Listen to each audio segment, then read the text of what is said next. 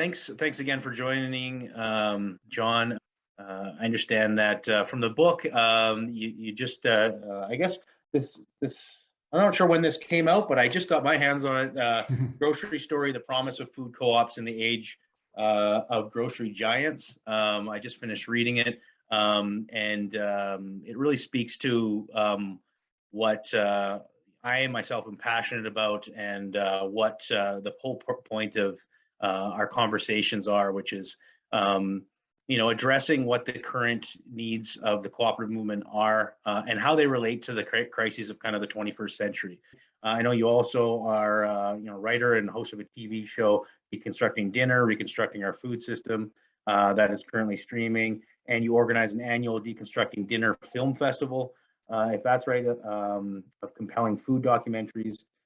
And you're also an elected director of the Kootenay Co-op from 2006 to 2016, as well as the president from 2014 to 2016. So that's right. Yep. Awesome to talk. I know we've had a couple conversations before on different ideas and concepts, which are innovative and profound in their own right.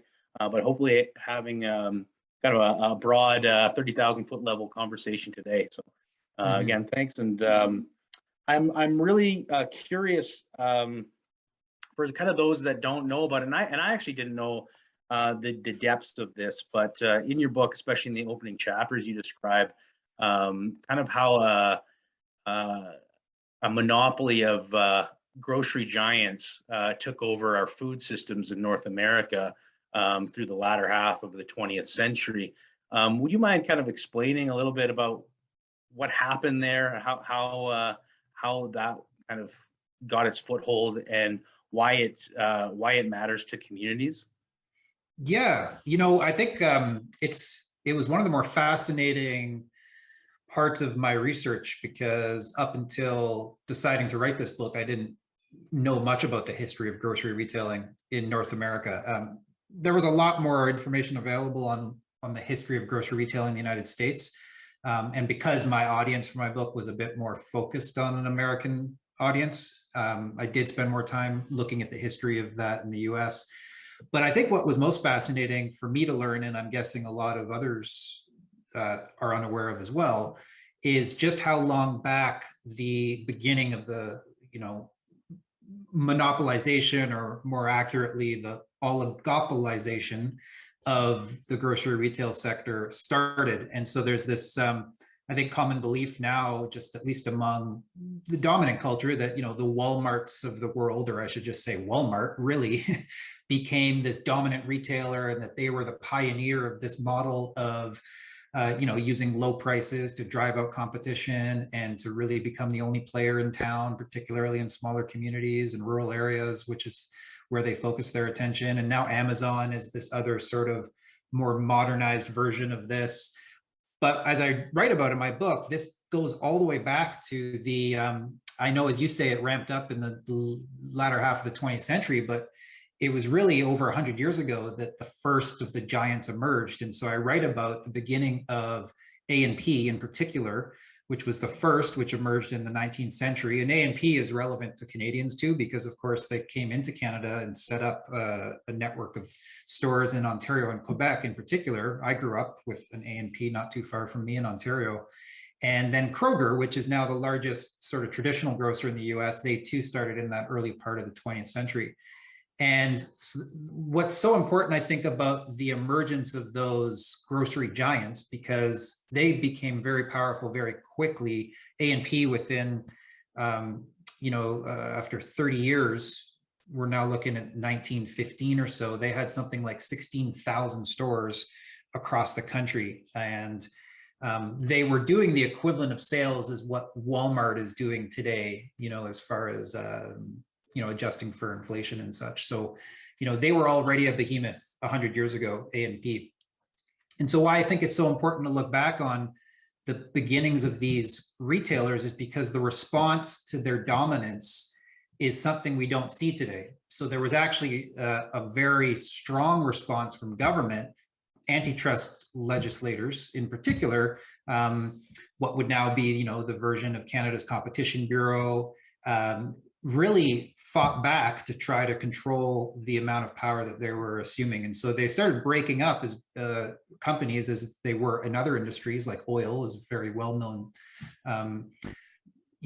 breaking up of monopolies in the United States, but this was happening with grocery too. And so companies like A&P, who were very quickly vertically integrating and becoming controllers of the entire chain of events from farm to plate, or more specifically from the purchasing of the farm product to plate, there was a lot of pushback from every level of government, all the way up to quite a few presidents of the United States who would speak out against these monopolies that were forming. And so to me, what's so important about the history of grocery retailing in the US and Canada is looking at what the response was, because a lot of people today, especially in the past year and a half, as we've started to see the dominance of the grocery retailers through the pandemic, more people have been able to see this. Looking back at the response of government is something I think we can actually take some advice from for how to respond to this growing dominance today, because most of the Canada's Competition Bureau, or in the US, the FTC, a lot of those protections that used to exist have been hollowed out, and the capacity to control the dominance of these companies has been hollowed out. And so, this was allowed to happen in part, so I say there was a lot of effort to control it. And of course, it still emerged into what we have today. And part of the reason for that is that these companies were able to fight back, and over the decades, they were able to carve more and more of the grocery retail sector. And then it was in particular in the early 80s with the Reagan administration, where all of a sudden it became a free-for-all for companies to expand as they wished. And this is where we are today. And so what that's emerged today, if we were to just bring it 100 years later, in Canada in particular, we have one of the most concentrated grocery retail markets in the world. We have 5 companies that take in about 80% of Canada's grocery dollars. And 2 of those companies, Loblaw and Sobeys, take in over half of all of Canada's grocery dollars. And so clearly all those efforts to try to hold back this tide of market concentration didn't work, and here we are today with a highly concentrated grocery retail sector. Now, I think a lot of people would take that at face value, and they, for instance, if Walmart is today's A&P, they would say, well, isn't that at least for at the consumer level, a good thing? Yes, it's centralized and it's been anti-competitive in retail, but I get lower prices at the end of the day. So is it all bad? But you actually tell a story about the massive impact that this has had on rural communities and farmers in particular. Why does it matter from kind of for the consumer that is looking at this and saying, well, I think I get lower prices from this deal, so that's a good thing because I can feed my family cheaper and I'm on a limited income. Mm-hmm. Why does it matter that the system is so monopolized now? Mm-hmm. Yeah, I opened my book up with this acknowledging of the achievement of the food system. So the food system, particularly through the type of concentration I'm speaking of here, has been able to create, as you describe, a system that has been able to drive the price of food down to levels previously unimaginable, right? And part of that is because this is what, as consumers, as eaters, over time, many decades now, have demanded. We've demanded to, eat more cheaply, but those demands were made at a time where, in the same way we didn't understand how smoking cigarettes might impact our health, these demands were made at a time where we didn't understand the impacts of highly processed food and foods that weren't, as optimally nutritious. We made those demands at a time when we didn't understand the impacts of factory farming on animal welfare, or we didn't even know what was happening behind those closed doors. We made those demands at a time where we had no idea that the way in which our foods were being produced was literally changing the fabric of our climate and affecting, not just, the well-being of humans, but the capacity to continue to grow that food in that way, which of course it's now rippling back and cycling back on itself, that the way in which we decided to grow food for low prices is now affecting the capacity for us to keep growing food in that way because of a changing climate and because of drought conditions. I know where I live here in British Columbia and where you are in the entire Western Canada, it is a serious issue this year as of 2021, the amount of feed and that's available for livestock right now, particularly, hay and overwintering feed for livestock across Western Canada. This is a result of climate change. And so, all of these pieces were unknown at the time. And so had none of those, implications been true, had they not manifested as we now know, then everything the food system, I think, became, there'd be a lot to applaud it. There'd be a lot to applaud. And so, here we are in this place now where, yeah, price has become the most important factor for a lot of people when it comes to shopping for food. And part of that is because over so many decades, we've created a culture where the amount of money we generally spend on food is a small percentage of what we used to spend on food. So if you look at the charts over many decades, the percent of our disposable income that we spend on food has been plummeting. It's been going down to a point where now it's even below 10% in the US and Canada of disposable income spent on food. And so, we want to spend less on food because culturally we've left less available, so we've reinvested over time where we spend money into our homes, into cost of living, of course, rent and the prices of homes when we're purchasing homes. And every other product has sort of taken up the space that food used to fill. So carving our way back to, I think, paying for food in a way that is more reflective of the true cost of food is not something that's going to happen overnight.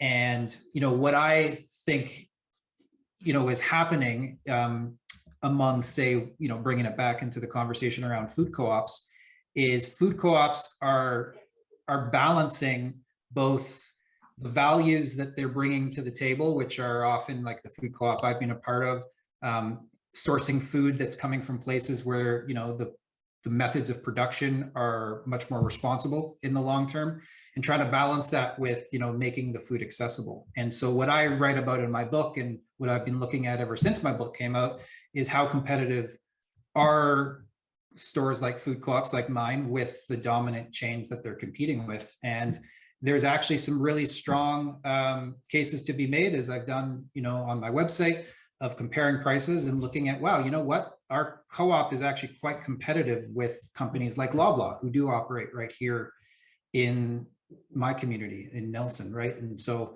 there is this belief that, trying to eat better costs more, and there's a lot of truth to that. And there's also some myth to that as well. Yeah, and I wonder if part of the problem is the word consumer. In and of itself, and you speak to this, and there's a lot of allusions in the book of a culture of separation. And to tie this into the co-op, I guess, question is you've got a great quote from Alex de Tocqueville here at the end of one chapter here, and he talks about kind of how this separation from people of what they eat, from what they eat, and the production of that sets people up to be set their own will habitually and completely aside, and become in favor of petty domestic interests, to become consumers. And you mentioned how prophetic that is, and I wrote in the margins, truly. Because it does seem to be getting at some of the existential angst of our age. And so I'm wondering, and to tie this back into cooperatives, how do cooperatives reconcile that culture of separation? Perhaps, first of all, what is the culture of separation that you speak of? And then, how do cooperative and cooperativism address that?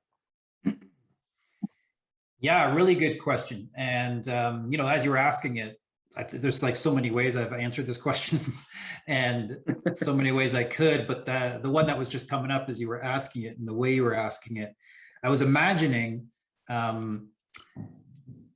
because this is a way I think each of us can relate to the culture of separation. Like if we're walking into grocery stores, if we're fortunate enough to be able to afford to walk into a grocery store, and we're walking into a grocery store, my experience, both from how I used to shop and how I witnessed others shopping, there is this almost like this positioning of going into battle.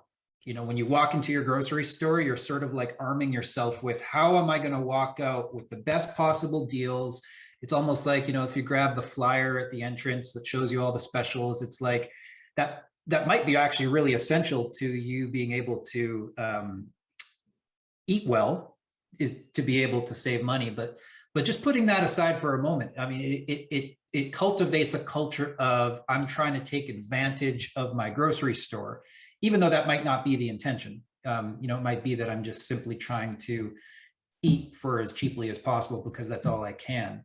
But, you know, particularly for those of us that have some wiggle room and the capacity to afford to spend more on food, either way, we're walking into these stores with, I think, this level of conflict. And that's the separation I kind of speak of, is that somehow we have developed a culture of retailing, which isn't so dissimilar to how most of our economy is structured and our dominant, you know, marketplace, where, you know, these businesses that we patronize are separate from ourselves. And so therefore, you know, we seek to almost, be in conflict with them to take advantage of them, because we know they're trying to take advantage of us, and through their marketing, they're trying to manipulate what we want. And of course, we see this happening all over.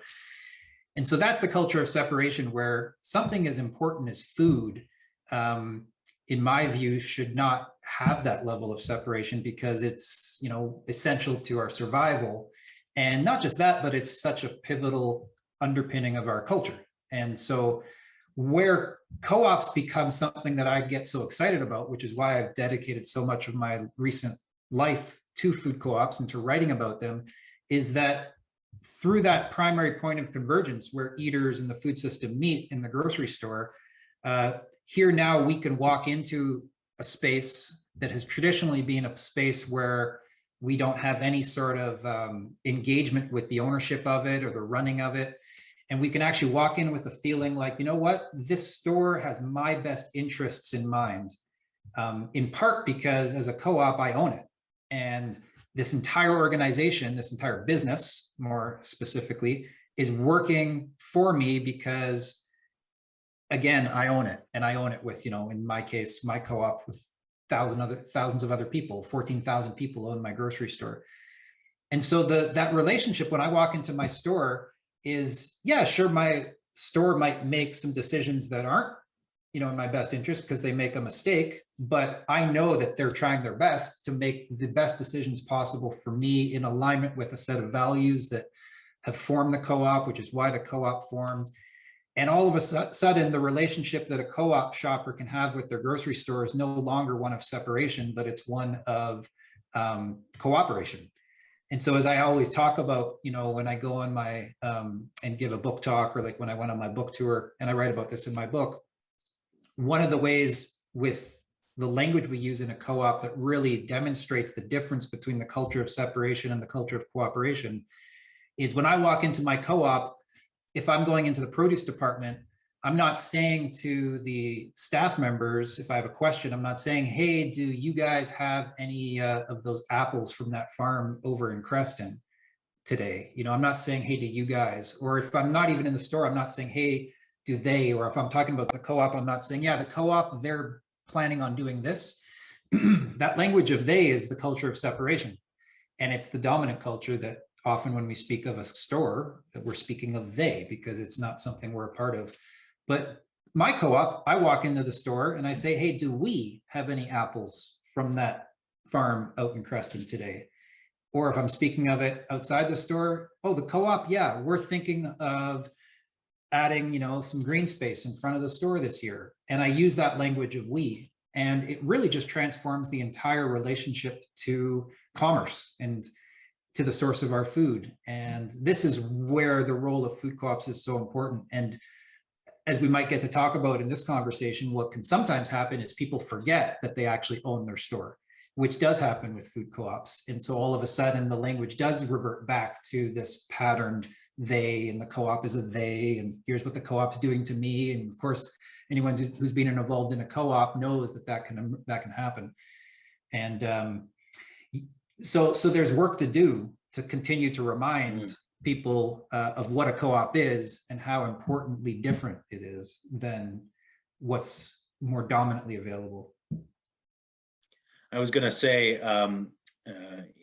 I live close to Calgary, and in Alberta, food co-ops are ubiquitous. But I think if you'd asked 90 odd percent people, what is it? What are these food co-ops? You see them in almost every town, and certainly in major cities. And Calgary Co-op is massive cooperative in Calgary, and is prominently placed everywhere in the city.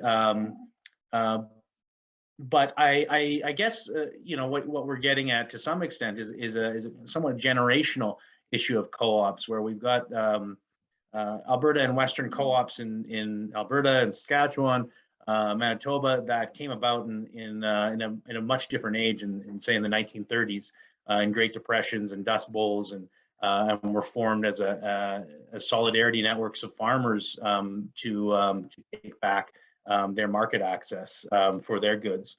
And your co-op in the interior BC, Kootenay Co-op, is of a somewhat different generation. That was something interesting in the book that I wasn't quite as actively aware of, is these different cultures of cooperativism.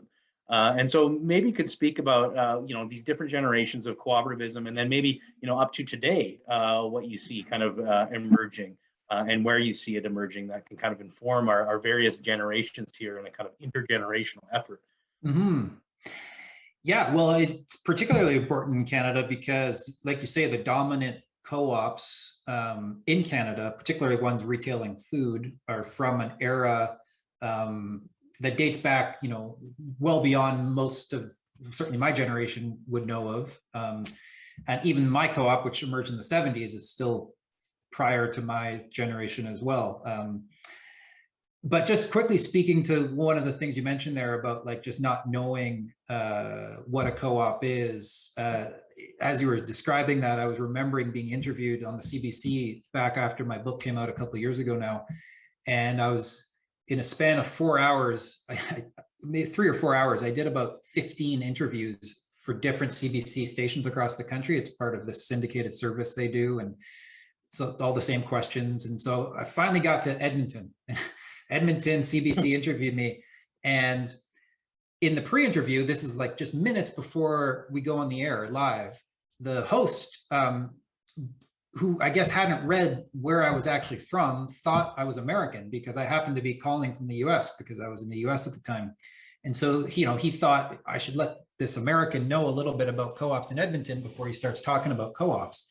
And so he said to me, just so you know, there's a chain of stores here at Edmonton called Co-op.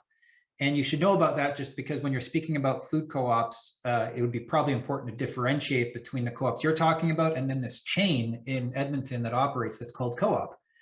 So here is, Canada's national broadcaster, the Daily Morning Show, and the host believes that there is a chain in Edmonton called Co-op, when in fact, it is actually a chain of 4 or 5 stores in Edmonton that is a co-op. It is a co-op. It's owned by the people in the community. So there is, yes, today, this very strong forgetting. There's been a forgetting of what a co-op is. So I appreciate the question of looking back at the history of food co-ops and what they actually are, because there's a lot of work still to do around that. So the co-op that I'm a part of, and this is where I focus more of my attention in the book, is a co-op that emerged in the 1970s. And the co-ops that emerged in the 1970s were actually, from what I gathered through my work and my research, quite disconnected from previous co-ops that had emerged. So the first co-ops that emerged in a sort of wave were Depression era co-ops that were created out of the trying economic times as a way to assume greater control over your resources. And particularly in the US, quite a few formed as food co-ops.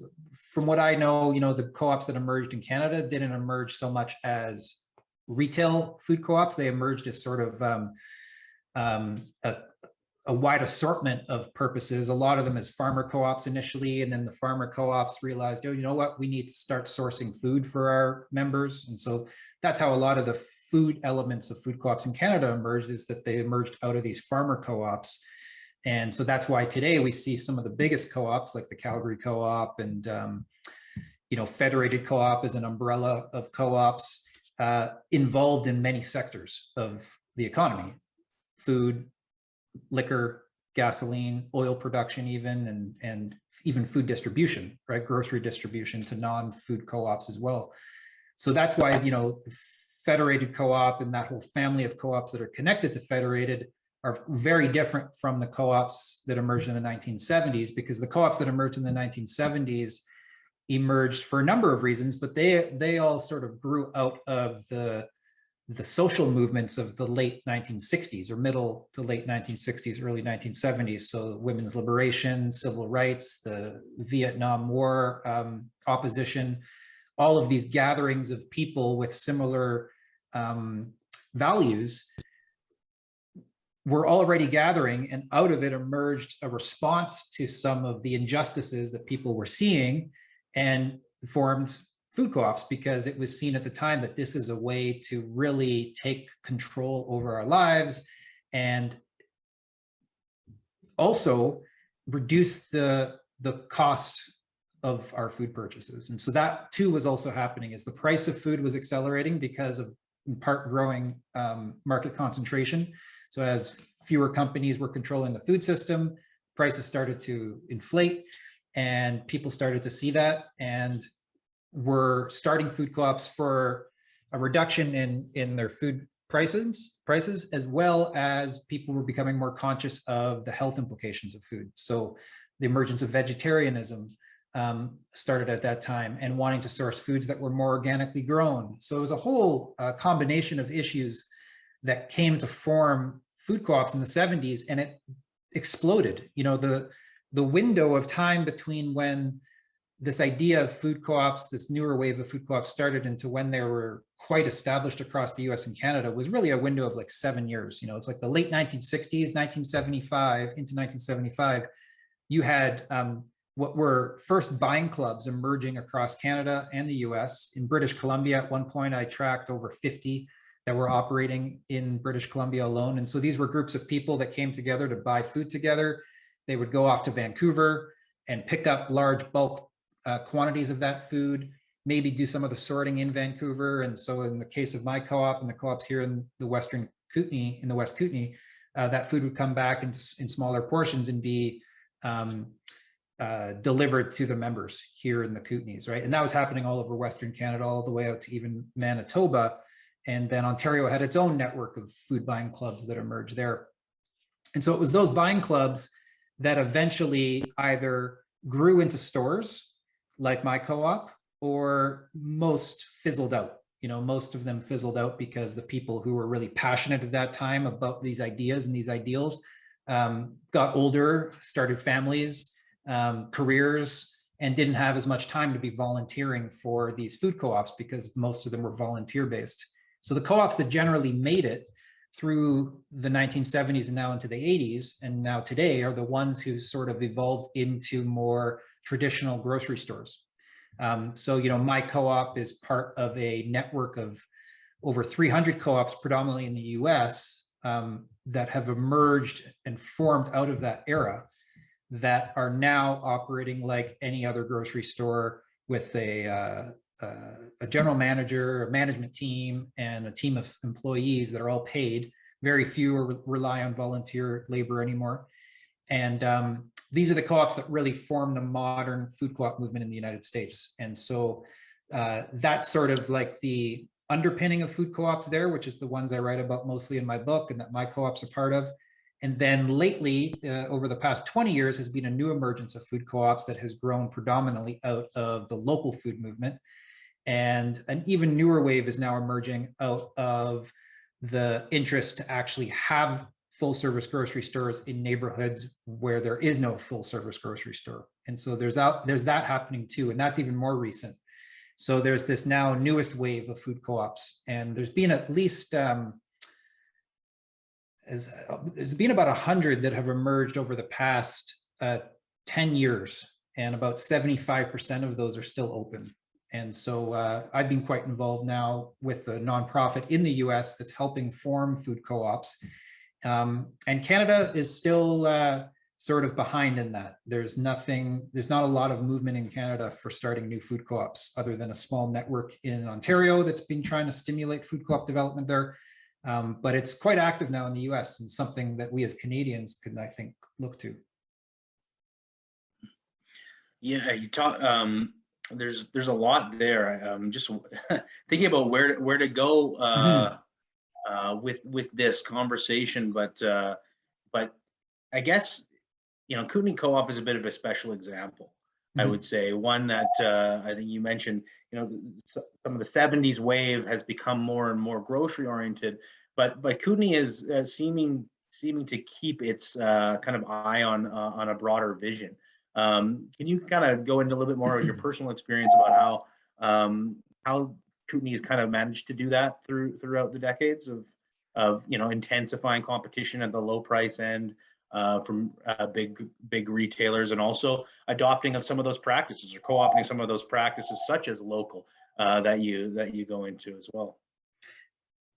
Yeah, so I joined our co-op in 2006 and immediately joined the board. And so, I was quite involved from that point on. And so anything previous to that is more what I've, of course, heard of as far as, how our co-op has been able to weather the challenges that other food co-ops haven't been able to.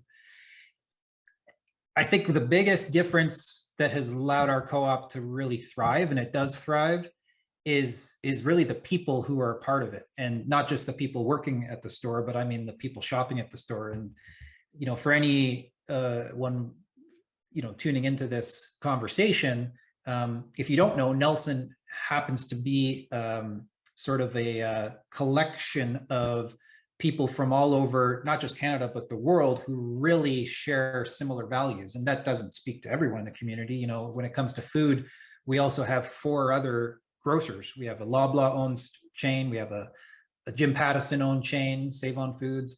We have a Sobeys owned chain, which is Safeway. We have a Walmart, which doesn't have grocery. We have a Shoppers Drug Mart that has grocery. So, we're still a city like any other, a small city. But proportionally, we have a large number of people who really care about the food they eat, where it comes from, the social implications of our food choices, and people who also really value co-ops. We have a large number of co-ops here. We have one of the few regional co-op associations that connects all the co-ops here. So I think what's really helped our co-op sustain itself has been the people who are shopping at the store. And that hasn't been the case in other places. And even today, in communities in the United States that have even fiercer competition in those communities, a lot of the co-ops are struggling maintaining their base of members and customers, because, like we spoke of earlier, a lot of people have forgotten what really sets a co-op apart. And so this new, often natural food chain comes into the community with all its bells and whistles, and it's very easy for a customer or a member to go and start patronizing that other store. And so that hasn't happened with us yet, right? And so I think that's been really important, is the people involved really care about our co-op. And then the other thing that has really been important for our co-op is we've sort of been able to move through what many co-ops sometimes struggle with, which is the resistance to change. And I witness a lot of this with the food co-ops in the US. There's a lot of co-ops that are really committed to maintaining themselves as they've always been. And this is why a lot of the co-ops in the early 80s, late 1970s into the early 80s failed, because they tried to maintain these commitments to volunteer labor, these commitments to trying to be as different as possible from the dominant food system. And all of these efforts were, highly well-intentioned, and I think, really important, because the idea of being actively involved in your co-op as a volunteer, to me, is amazing. It's an amazing thing, but it wasn't able to sustain itself in a lot of cases. And so some co-ops who tried to maintain that failed. And so our co-op, I think, has done a really good job of finding the balance between maintaining our values as a co-op and what we stand for, remembering ourselves as a co-op, being open to members challenging decisions and engaging in those conversations, and also remaining competitive. And so what that looks like on the ground, particularly through numbers, is, when I joined our co-op in 2006, we were operating in a 4,500 square feet of retail in a small space downtown Nelson. We were doing about $7 million at that time. This is 2006. 10 years later, we were still in that space, and we were doing over $14 million. So we had about the highest sales per square foot of, I think, any grocer in Canada. I don't know that for certain, but that's my guess. And so luckily, over those 10 years, we started to see we need to expand. And this is actually a decision that some co-ops have a hard time doing, particularly from this 1970s era, is deciding to grow, because growth can sometimes be seen as selling out to the dominant system. And so we did decide to grow, and not just grow nominally, we grew quite substantially. We decided to acquire a piece of land downtown for $3.5 million on a site that was previously occupied by a Loblaw-owned grocery store.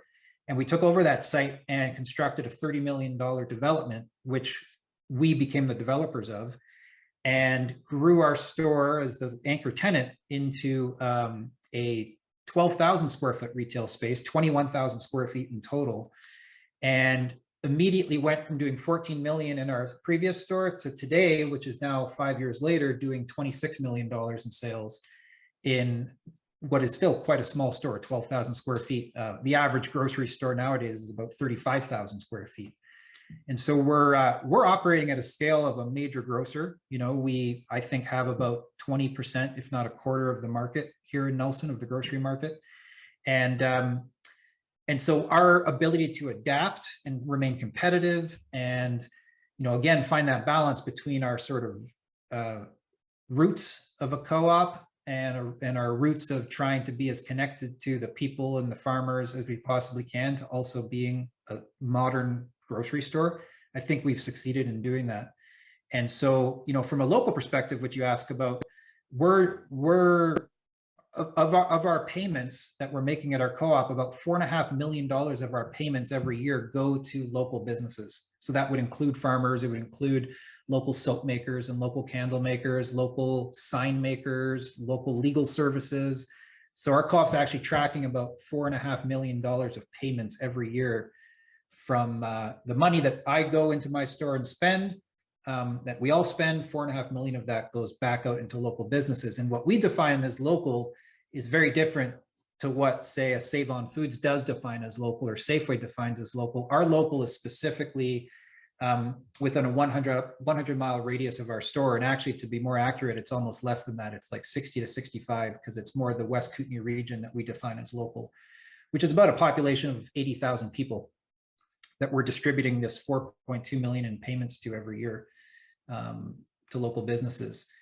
And what the other stores define as local is often not just provincial, but even Western Canada. And so, we've stayed true to our commitment to local, as well as also then operating, like I say, as a modern grocery store. It's interesting, you talk about the expansion, and even in the expansion, correct me if I'm wrong, but I think most people would be surprised that they could be part of their co-op's expansion in the form of investment. And for startup co-ops thinking about this, but even for a lot of co-ops that may not be aware that members and the cooperative community can be a massive support for those kind of efforts when done right. And I think Kootenay Co-op's a great example of that, if you just want to go into that a little bit. Yeah, well, that development I speak of, which is called Nelson Commons, and I should add too, we no longer own the development. We sold everything that was part of the development off to 45 units of condominiums, and other retailers now own other spaces. We just now own the store and the parking lot and, you know, the green space around it. But to make that development happen, it would never have happened if it wasn't for our ability, first off, to borrow money from our members. And so we did that through a member loan campaign, which is a very common method that not only do food co-ops who are doing what we're doing, like renovations or big expansions do, but startups who are starting from scratch are also relying initially from their founding members to help fund the development of the store. So in our case, we set like a $1.5 million goal. And so this was our first step, because we needed to prove to any other investors and lenders that our members were serious and behind what we were proposing. So we set a $1.5 million goal to raise from our members in about a 5 or 6 week timeline. Myself at the time, I was a board director. All of us as board directors volunteered our time to be on phones, number of hours a day. We had some volunteer members as well. And we called as many members as we could, particularly ones we thought who would lend to us. And we secured 1.8 million in loans and offered competitive interest rates of like 3.5 to 4%, 5 to 7 year terms. You could get your interest in either store discounts or in cash. And we found 175 or 180 lenders to lend us 1.8 million. And so that was the beginning of what was, of course, a much larger fundraise, which was to then approach credit unions in particular for the remainder of what we needed, as well as some other investors. You know, our builder also invested in the development. But so if it wasn't for our members, we likely would never have been able to do what we did, which is the same story for most startups. So this alternative form of financing is another huge advantage to the co-op model, and the ethics behind co-op development. But then the other piece is that we also wouldn't have been able to do what we did if it wasn't for credit unions. And, you know, I can say in retrospect now that I would doubt that any banks, non-credit union financial institutions, would have taken our development seriously. And credit unions, because what we were proposing was quite risky, and credit unions really believed in us, and particularly Van City. Van City believed in us, our local credit unions believed in us, our local Nelson and District Credit Union formed a coalition of smaller local credit unions all through the West Kootenay to band together to also invest and lend to our project. So I think it was East Kootenay Community Credit Union, Kootenay Savings, Grand Forks, all these smaller credit unions also came together. And if it wasn't for credit unions, particularly Van City, who was the sort of lead, our development wouldn't have happened. And so again, this is that principle of cooperating among cooperatives that really allowed for what is now an iconic building in Nelson that's a hub of cooperative development. It's a hub of local food development. It's, as our co-op also did, we helped inspire over 10 years ago now, about 13 years ago now, the development of the Upper Columbia Co-op Council, which is now a member-based organization of co-ops with over, I think, 25, 30 member co-ops from the entire Columbia Basin of southeastern British Columbia. And so this is another part of the story of how these strong, powerful co-ops are also hubs for other co-ops to form. And I'm not just talking food co-ops, I'm talking every kind of co-op is a part of that council, of that association. So this is the value of this model to a community, which for Nelson, we're 10,000 people here in this city, and we're a hub for maybe a 20,000 person population. I think we could go on for a long time. I've got so many questions about the whole gamut of food co-ops, because there truly are as many food co-ops as there are communities potentially. But one thing I think that is one of these almost seemingly intractable, at least, problems these days, and one that you, I think, try a valiant effort to tackle in the book, is food deserts in communities that are starting out. And it just in my own personal experience, I live in Water Valley, which is about an hour northwest of Calgary, and we have a general store that closed down. The building's in bad shape, and the nearest food source is 15 kilometers away. There are some people in the community that don't have access to transportation, are not very well off, and you can see this real need for some kind of community reinvestment. And I'm really planning on proposing a co-op, but this story is not isolated. The story of food deserts across North America, you can almost probably link it in a way to the decline of some of these economic sectors, such as farming in rural communities, and the rise of grocery giants and the centralization of food systems. But you have a few examples in the book. What do you think needs to happen in order to address this problem? And are cooperatives, a major? Do they have a major role to play? Yeah, I'd say, do they have a major role to play in tackling food deserts? I'd say both yes and no.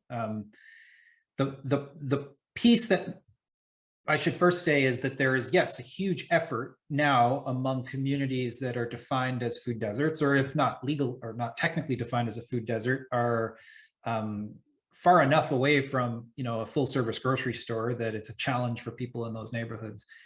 And so there's this emergence, particularly in the US, of interest among communities that have lost a grocery store, because this is now becoming more frequent, particularly through the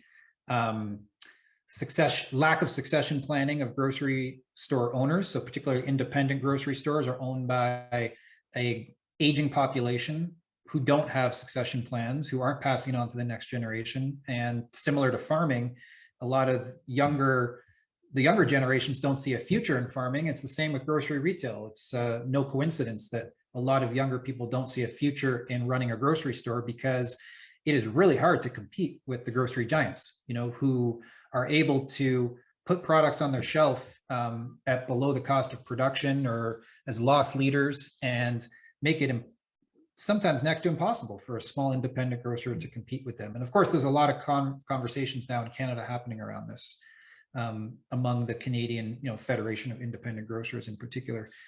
So co-ops are playing a role in filling the gap that's being left by disappearing grocers, which in some cases is not just because of succession planning, is also because the big grocers choose to leave communities as well, because lower income communities tend to translate to less profit for the grocer.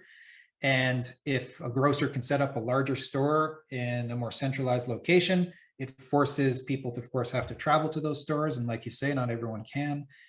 So there's been success of food co-ops, and there's also been some failures of food co-ops trying to open. And so that's important, is that, food co-ops, I don't think are going to come in as this sort of like, this is the answer to food deserts, because again, one of the challenges that the food co-ops that have tried to do this and have failed have realized is, if what you're trying to do is create a co-op that is offering the same products or the same types of products as the dominant grocers, you're in a position of greater difficulty in trying to compete with that. So this is the challenge, is a grocer that's simply trying to create a space where people can access food that's the cheapest possible quality food. I'd say it's going to be a hard go to try and compete with the biggest grocers. There's other efforts I think that can happen to tackle that. Where the co-ops I think are succeeding in moving into areas that are without grocery stores is they're trying to find a balance between offering the types of foods that, say, my co-op focuses on, and foods that are accessible to people who might not be interested in those foods, or might not be able to afford foods that are grown maybe more organically, which tend to be more expensive. So this co-op that just opened in Dayton, Ohio, which I'm hoping is going to be the success story of a food co-op that does open in a food desert and succeeds. If you walk into that store, as is the case with some others like it, you'll find a lot of familiar brands. You might find some Coca-Cola products and Nestle products and Kraft products, because those are familiar brands and they can often be cheaper, and they're going to be alongside the sort of alternative more natural versions, or you might see them alongside some local versions. And so the store, because again, it's community owned and it's focused on its local community, it's also caring about local producers. And so that to me, there's a future for, is that sort of like hybrid store that can offer a bit of both, because by offering something that's different, that's more community focused, you're creating a bit of a niche. You're separating yourself from the dominant system. You can maybe subsidize some of those more mass produced conventional products with the local and natural products that could maybe offer higher margins for your business. And so this is the model I think that does have a future. And again, I think it's not just about the products and the prices. I mean, I think, like I said before, with our co-op succeeded because people really understand what our co-op is, or at least I say that with a bit of half truth, because there's a lot of work here too in our community to remind people what our co-op is. But there's enough people, a critical mass of people who get it, that is sustaining our store, that is going to look at what's offered at another store and say, you know what, I'm going to take an extra moment if it means an extra moment, or put a few more extra dollars into going to this store, my co-op, because of what it stands for.